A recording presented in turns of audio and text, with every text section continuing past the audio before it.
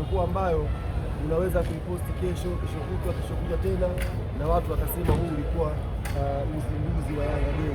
Hii ilikuwa entrance ya msemaji ambayo unaweza kurudia kuiposti mara kwa mara, tukio likawa limekaa kimpira, likawa linavutia. Naamini tukio hilo ni tukio bora, tukio ambalo linaingia kwenye kumbukumbu. Uingiaji wangu kwa uingiaji mbele kichezi levo kama ni mtoto kimelewa kawaida, haiwezi kuelewa mpaka huo umesafiri sana, umepata exposure, ndio unaweza kuelewa classic ambayo tunaelewa. Na kama ulipita shauri lile na mchezaji ambaye ilikuwa pressure ina gani kwako? Sikuwa na pressure yoyote, kwa sababu mambo nilifanya sana. Unajua kipindi na masomo wapo wanangu walikuwa wanajua mimi kwa mchongo yangu. Sasa haya mambo yana wakati, unaelewa, haya mambo yana wakati, sio kwamba umefika tu na wewe taratibu uelewi leo una force wakati wa Mungu ndio wakati sahihi.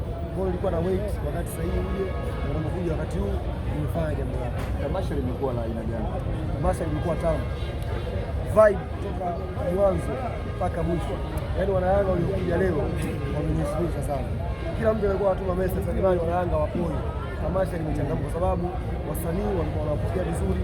DJ yule Alibi ni mtu hatari, yule Alibi ni mtu hatari. Kwa hiyo DJs wote kina Mami ndio kuua sana, yaani katika level ambayo hawajawahi kufanya. Kile ambacho walituambia mwaka huu tutakwenda kuboresha. Wasanii ambao tumewachukua ni wasanii ambao mara nyingi hawaonekani kwenye majukwaa. Ukiangalia Shukuru Band inafanya vizuri sasa hivi, tunawachukua wamekuja hapa kwa experience kwa tamasha hapa. Tumeenda kwenye upande wa Bongo Flava, tunachukua wenzetu wa Bongo Flava ile ya Millennium ambayo sasa hivi wanafanya vizuri, na sisi tukawapa platform waje watumie jukwaa hili pia kuonyesha kipaji chao. Lakini pia nimewekeza nguvu pia kama unaona kwenye Singeli. Mwaka huu nimejaribu kuangalia wasanii tofauti pia wa Singeli, tuwape nafasi. Na wasanii wengi wa Singeli, na niwaambie wasanii wote wa Yanga ambao wanawish kuperform, haya mambo yanakwenda kwa wakati, ndio jana perform wewe ilikuwa riziki yako, mwaka huu riziki ya mtu mwingine. Leo kaperform kwa mara ya kwanza hapa Tifa The Voice, sijawahi kumuona, lakini kaingia leo kuua. Wanaacha tumemjengea confidence, tumekuza kari yake, anakwenda mbali. Guido kaperform leo, Kidensa akaperform leo. Ni wasanii wapya wa Singeli ambao wanafanya vizuri katika mazingira mengine, lakini leo tumeexpose kwenye jukwaa kubwa, millions of people wanatazama, na tunaupush muziki wa Singeli upande thamani.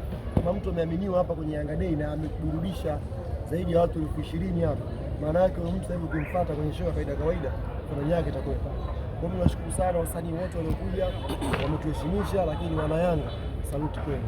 Ilikuwa ni tamasha ambayo inawezekana mlikuwa